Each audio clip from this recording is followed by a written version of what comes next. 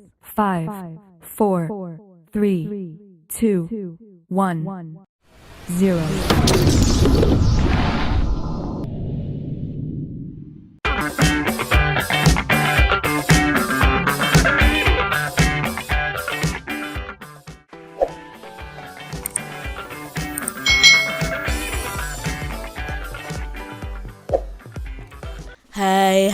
Hai, selamat datang di channel YouTube Kak Citra. Apa kabar adik-adik semuanya? Kak Citra berharap kalian dalam kondisi yang baik, sehat dan siap untuk belajar ya. Hari ini kita akan belajar bersama-sama untuk mata pelajaran tematik kelas 5. Kita belajar di tema 7, peristiwa dalam kehidupan, subtema 2, peristiwa kebangsaan seputar proklamasi kemerdekaan, pembelajaran yang keempat. Mari adik-adik kita belajar dengan penuh semangat ya. Setelah peristiwa proklamasi kemerdekaan, ada pekerjaan sangat penting yang harus dikerjakan. Pekerjaan itu adalah pembentukan Negara Kesatuan Indonesia. Banyak peristiwa dalam proses terbentuknya Negara Kesatuan Republik Indonesia. Mari kita pelajari peristiwa setelah proklamasi kemerdekaan ini adik-adik. Sebagai negara yang baru lahir, Indonesia itu belum memiliki undang-undang dasar yang berfungsi untuk mengatur segala aspek kehidupan berbangsa dan bernegara.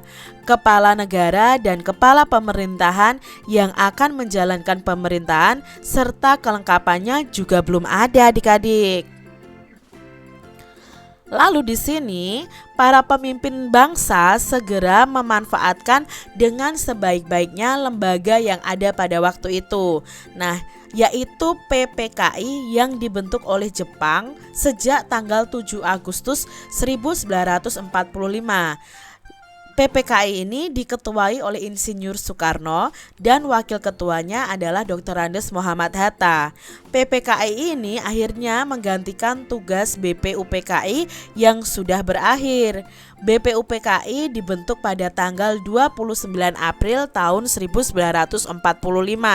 Apakah kepanjangan dari PPKI dan BPUPKI? Nah, PPKI itu adalah Panitia Persiapan Kemerdekaan Indonesia. Sedangkan BPUPKI adalah Badan Penyelidik Usaha-Usaha Persiapan Kemerdekaan Indonesia. Nah, sedangkan tadi ya PPKI tadi Panitia Persiapan Kemerdekaan Indonesia.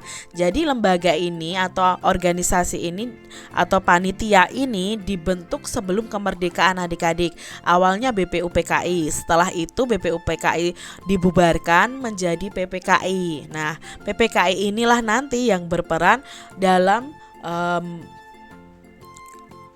peristiwa setelah proklamasi kemerdekaan Republik Indonesia. Nah, di sini adik-adik kita akan pelajari tentang proses pembentukan Negara Kesatuan Republik Indonesia. Pembentukan kelengkapan pemerintahan yang pertama, pada tanggal 18 Agustus 1945, PPKI ini mengadakan sidangnya yang pertama di Gedung Kesenian Jakarta. Sidang ini dipimpin langsung oleh Ir Soekarno dan Dr. Andes Muhammad Hatta sebagai wakilnya.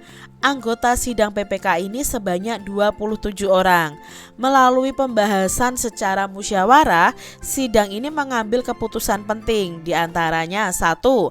Mengesahkan Undang-Undang Dasar 1945 sebagai Konstitusi Republik Indonesia. Yang kedua, memilih presiden dan wakil presiden yang pertama nih adik-adik.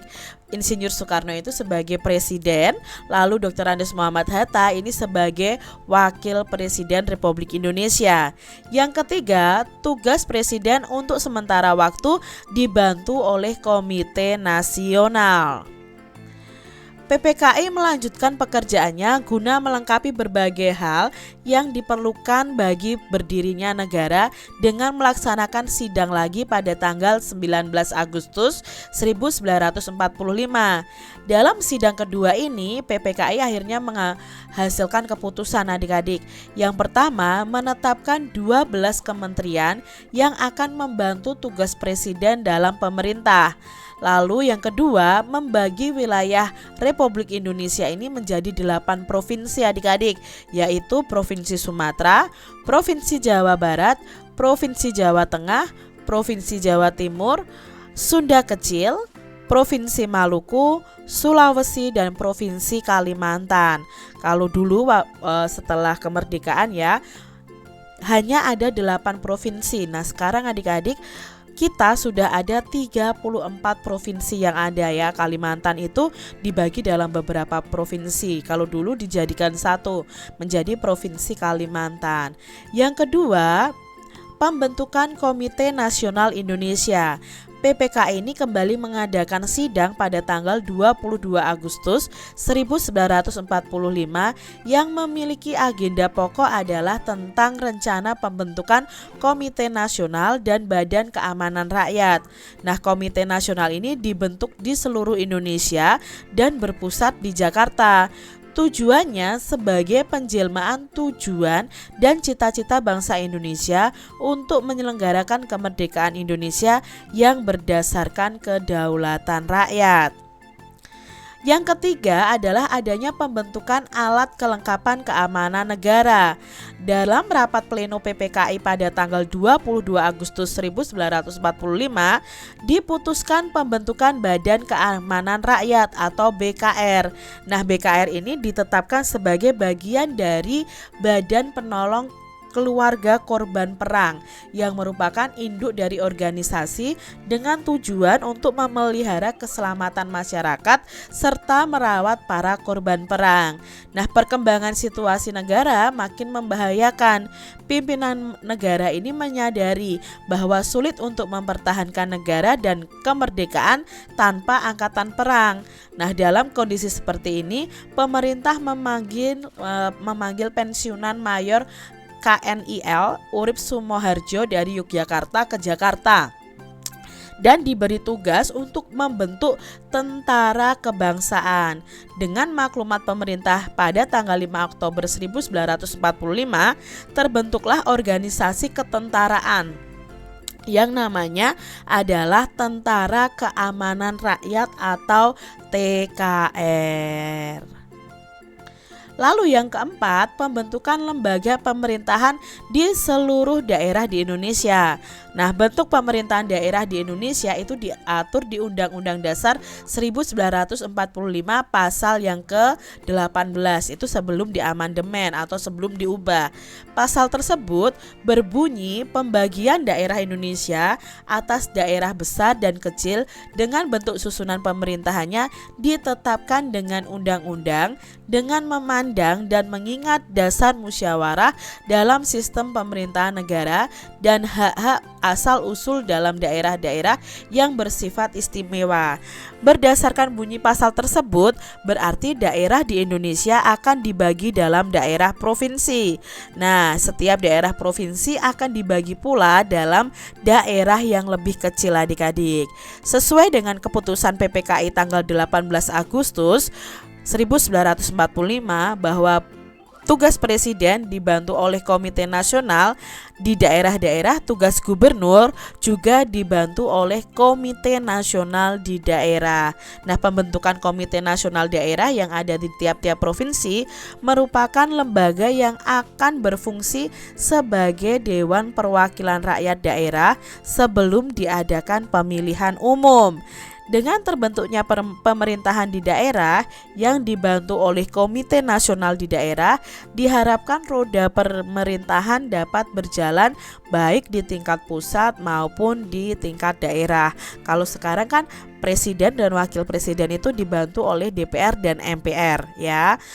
Lalu kalau di tingkat daerah misalnya gubernur dibantu oleh DPRD ya, seperti itu adik-adik. Kalau dulu namanya Komite Nasional Daerah. Adik-adik, apakah tugas PPKI dari bacaan tadi? Nah, PPKI ini melakukan upaya-upaya persiapan kemerdekaan dan pembentukan Negara Kesatuan Republik Indonesia. Apa hasil sidang PPKI yang pertama? Hasilnya adalah penetapan dan pengesahan konstitusi sebagai hasil kerja BPU PKI yang sekarang dikenal dengan Undang-Undang Dasar 1945 sebagai Konstitusi Republik Indonesia. Yang kedua, memilih Pak Soekarno menjadi presiden dan Muhammad Hatta sebagai wakil presiden. Lalu yang ketiga, tugas presiden untuk sementara waktu akan dibantu oleh Komite Nasional. Apa tujuan pembentukan KNI? Nah, tujuannya sebagai penjelmaan dan cita-cita bangsa Indonesia untuk menyelenggarakan kemerdekaan Indonesia yang berdasarkan kedaulatan rakyat. Pertanyaan berikutnya adik-adik, kapan BKR atau TKR sebagai cikal bakal TNI itu dibentuk adik-adik? Nah, TKR ini dibentuk pada tanggal 22 Agustus 1945 ya. Tadi ketentaraannya ya memanggil Urip Sumoharjo seperti itu. Berikutnya, tuliskan 8 provinsi yang dibentuk oleh sidang PPKI yang pertama. Nah, di sini ada 8 provinsi: Sumatera, Jawa Barat, Jawa Tengah, Jawa Timur, Sunda Kecil, lalu Provinsi Maluku, Sulawesi, dan Kalimantan. Adik-adik, peristiwa sebelum, saat, dan sesudah proklamasi juga melahirkan tokoh-tokoh yang sangat berjasa bagi bangsa dan negara. Dengan jiwa rela berkorban dan pantang menyerah, serta gigih dan gagah berani, mereka berdiri di barisan paling terdepan untuk memperjuangkan kepentingan bangsa dan negaranya. Selain tokoh Dwi Tunggal, yaitu Insinyur Soekarno dan Muhammad Hatta, kita juga akan mengenal yang namanya Bapak Ahmad Soebardjo. Nah, beliau ini sangat berjasa dalam perumusan dan penyusunan naskah proklamasi. Yuk kita cari tahu tentang Bapak Ahmad Soebardjo ini. Pak Ahmad Soebardjo ini lahir di Karawang, Jawa Barat pada tanggal 23 Maret tahun 1897. Beliau ini dikenal sebagai sosok yang rendah hati dan bersahaja. Peran yang menonjol adalah ketika itu beliau ikut menjadi panitia 9 yang merumuskan Piagam Jakarta yang menjadi cikal bakal adanya pembukaan Undang-Undang Dasar 1945 yang sering kita bacakan waktu upacara bendera hari Senin adik-adik. Beliau ini juga menjadi penengah antara golongan muda dan golongan tua ketika terjadi perbedaan pendapat. Adik-adik pasti ingat peristiwa Rengas Dengklok. Nah, Ahmad Soebardjo ini menjadi penengah antara golongan tua dan golongan muda. Nah, perbedaan itu muncul ketika akan menentukan waktu pembacaan proklamasi ya, peristiwa Rengas Dengklok itu. Nah, Ahmad Soebardjo ini juga dikenal sebagai tokoh perumus naskah proklamasi kemerdekaan Indonesia. Beliau ini diperintahkan oleh Insinyur Soekarno untuk mengutip kata-kata dari Piagam Jakarta, terutama pada bagian pembukaan. Ya, atas berkat rahmat Allah, maka rakyat Indonesia menyatakan kemerdekaannya. Kalimat tersebut itu diminta untuk dijadikan kalimat pembuka naskah proklamasi.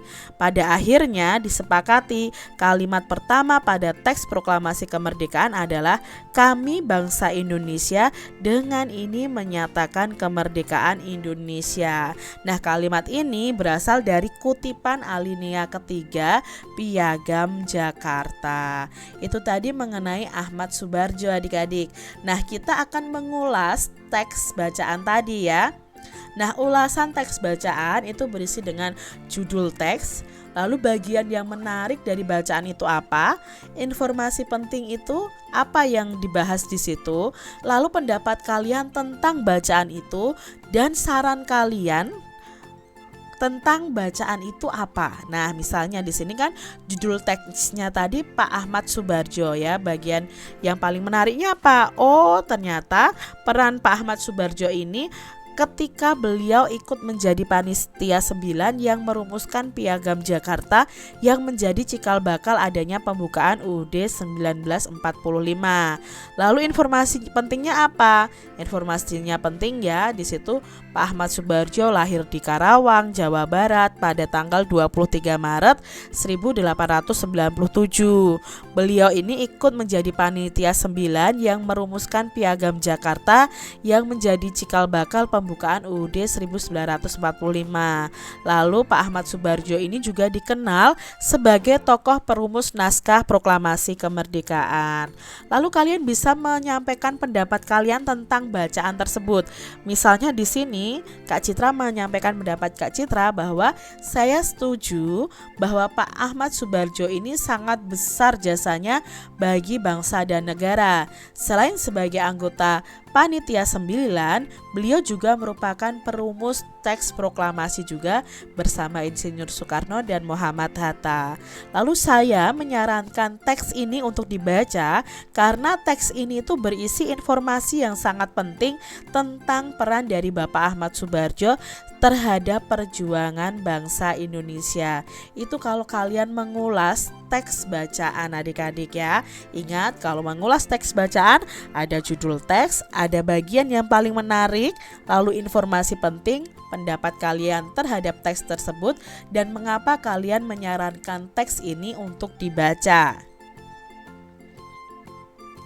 Adik-adik, jelaskan peran dan perjuangan penting yang dilakukan Ahmad Subarjo. Nah, beliau berperan besar dalam Panitia 9 yang merumuskan Piagam Jakarta tadi ya. Lalu pada peristiwa Rengas Dengklok, beliau ini menjadi penengah antara golongan tua dan golongan muda ketika terjadi perbedaan pendapat. Yang ketiga, pada perumusan naskah proklamasi, Ahmad Subarjo ini mengutip kata-kata dari Piagam Jakarta, terutama pada bagian pembukaannya. Kemukakan hal yang dapat kamu pelajari dari kisah peran dan perjuangan dari Bapak Ahmad Subarjo ini. Nah, kalian bisa belajar jiwa rela berkorban dan pantang menyerah serta gagah berani. Ya, Pak Ahmad Subarjo ini berani berdiri di barisan terdepan untuk memperjuangkan kepentingan bangsa dan negara. Adik-adik, berbagai peristiwa dalam usaha pembentukan Negara Kesatuan Republik Indonesia yang merdeka dan berdaulat telah menunjukkan arti pentingnya persatuan dan kesatuan. Bangsa Indonesia ini dibangun di atas keragaman dan perbedaan, ras, suku, golongan, agama, dan budaya yang hidup beriringan menjadikan Indonesia ini bangsa yang besar. Perbedaan merupakan anugerah Tuhan yang Maha Esa yang perlu kita jaga adik-adik. Satu di antara perbedaan yang dimiliki bangsa Indonesia adalah suku, bangsa, dan budaya. Sebagai bangsa yang terdiri atas beraneka ragam suku bangsa, kita harus bangga karena suku-suku yang ada mempunyai budaya yang beragam. Keragaman tersebut terlihat jelas dalam unsur-unsurnya. Nah, unsur-unsur budaya itu apa saja? Yang pertama adalah religi atau kepercayaan di Indonesia. Nah, di Indonesia ini diakui adanya 6 agama resmi: Hindu, Buddha, Islam, Katolik, Kristen, dan Konghucu. Semuanya dapat mengembangkan sikap toleransi dan kerukunan. Nah, berikutnya unsur budaya yang kedua adalah beragamnya mata pencaharian adik-adik. Keragaman alam di Indonesia menyebabkan mata pencaharian masyarakatnya juga beragam. Sebagian penduduk Indonesia menjadi petani karena memang tanahnya yang sangat subur. Sementara orang-orang yang tinggal di tepi sungai atau pantai itu mengandalkan perikanan sebagai mata pencahariannya. Lalu ada pula yang menjadi pedagang, peternak, pekerja jasa, atau mata pencaharian lainnya. Unsur budaya yang ketiga adalah teknologi dan peralatan. Nah, teknologi ini berkaitan dengan kepandaian dan keterampilan orang dalam membuat atau melakukan sesuatu untuk memenuhi kebutuhan hidup. Nah, teknologi ini bermula dari bentuk yang sangat sederhana, lalu berkembang terus sesuai dengan perkembangan dan kemajuan zaman. Selain itu, kebutuhan manusia mulai beragam adik-adik. Teknologi yang sudah ada sejak zaman dahulu dulu hingga sekarang yaitu seperti teknologi dan peralatan senjata, wadah, alat angkut, tempat berlindung atau rumah, alat pembuat makanan dan minuman, serta pakaian dan perhiasan. Itu semakin berkembang kesininya adik-adik. Unsur yang berikutnya adalah kesenian. Hampir semua bangsa, suku bangsa di Indonesia ini memiliki kesenian yang menjadi ciri khasnya. Kesenian itu dapat dikelompokkan menjadi dua macam, yaitu kesenian yang dapat dinikmati oleh mata, misalnya ada seni patung, seni ukir, seni lukis, seni rias, seni tari, seni pedalangan atau wayang, dan seni olahraga. Lalu yang kedua ada kesenian yang dapat dinikmati oleh telinga kita, misalnya seni musik dan seni sastra. Setiap suku di Indonesia ini memiliki lagu daerah dan alat musik daerah dan berbagai keseniannya sendiri-sendiri. Ini unsur-unsur budaya dari kesenian. Yang kelima, unsur budayanya adalah tentang pengetahuan. Nah, berbagai suku bangsa di Indonesia telah memiliki pengetahuan yang tinggi. Pengetahuan itu telah mereka terapkan untuk mengatasi kesulitan-kesulitan hidup. Pengetahuan itu antara lain tentang alam sekitar, flora fauna, bahan-bahan mentah, benda-benda di lingkungan alam, tubuh manusia, sifat dan kelakuan manusia, serta pengetahuannya tentang ruang dan waktu. Misalnya pengetahuan tentang berbagai jenis tanaman dan ramuan obat tradisional. Nah, pengetahuan menentukan arah orang Dayak sehingga tidak tersesat di hutan belantara. Pengetahuan menentukan arah para pelaut tradisional ketika mereka mengarungi samudra dengan kapal penisinya, sehingga bangsa kita ini dikenal sebagai bangsa bahari. Ternyata pengetahuan bangsa kita itu sangat tinggi juga adik-adik. Lalu unsur budaya berikutnya adalah sistem kemasyarakatan. Nah, sistem kemasyarakatan itu adalah pola hidup yang menjadi kebiasaan dan dianut serta telah menjadi kebiasaan suatu masyarakat. Ada sistem perkawinan, sistem kekerabatan, sistem berperilaku dalam masyarakat. Contohnya sistem marga pada suku Batak dan sistem trah pada suku Jawa. Kedua contoh ini merupakan sistem kekerabatan suku-suku tersebut. Wah, sistem kemasyarakatannya saja berbeda-beda ya antar suku. Lalu unsur budaya yang ketujuh adalah bahasa. Nah, setiap suku bangsa mempunyai alat komunikasi sendiri-sendiri yang terkadang hanya dimengerti dan dipakai oleh suku itu sendiri. Itulah yang dinamakan dialek adik-adik. Lalu bagaimana suku-suku di Indonesia bisa berkomunikasi dengan suku yang lain? Contohnya ya, kalau Kak Citra orang Jawa ngomong pakai bahasa Jawa, lalu bertemu dengan orang Bali yang berbicara dengan bahasa Bali. Nah, ketika kita bertemu ngobrol dengan bahasa kita masing-masing, otomatis tidak akan saling mengerti. Tapi beruntunglah kita memiliki bahasa Indonesia yang telah ditetapkan sebagai bahasa nasional dan bahasa persatuan. Tentu adik-adik masih ingat kan salah satu ikrar dari Sumpah Pemuda tahun 1928 bahwa bahasa Indonesia itu sebagai bahasa persatuan. Adik-adik telah mengetahui unsur-unsur budaya di Indonesia. Nah, keragaman unsur budaya tersebut lahir karena adanya berbagai faktor. Faktor itu seperti faktor biologis itu keturunan, ras, dan suku. Lalu faktor geografis itu keadaan alamnya, dan historis itu sejarah atau masa lampaunya, serta keterbukaan terhadap pihak luar. Adik-adik cari tahu dengan mengamati unsur budaya yang ada di sekitar kalian. Lalu kalian bisa uraikan seperti ini nih adik-adik ya. Misalnya unsur budaya di tempat kalian namanya misalnya ketoprak. Itu apa? Oh, itu seni pertunjukan di suku Jawa berupa drama tradisional. Religinya apa? Oh, nama-nama agama yang ada di suku Jawa. Nah, agamanya apa saja? Ya, itu tadi yang dianut, Islam, Kristen Protestan, Katolik, Hindu, Buddha, dan Konghucu. Lalu bahasa yang digunakan bahasa daerah. Jadi setiap daerah di Indonesia memiliki bahasa daerah masing-masing. Teknologi angkut atau transportasinya. Ada dokar zaman dulu ya, ada andong, mobil, kereta, dan pesawat. Lalu di sini keterangannya apa?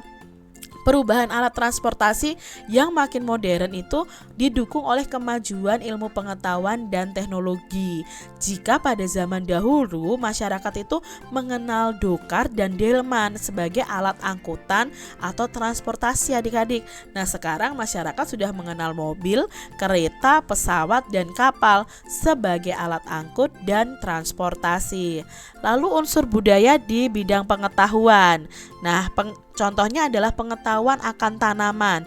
Nah, pengetahuan masyarakat akan tanaman dapat dimanfaatkan untuk membuat obat dan jamu tradisional di beberapa suku. Misalnya suku Dayak di Kalimantan masih menggunakan obat dan jamu tradisional. Lalu sistem kemasyarakatannya ada gotong royong misalnya.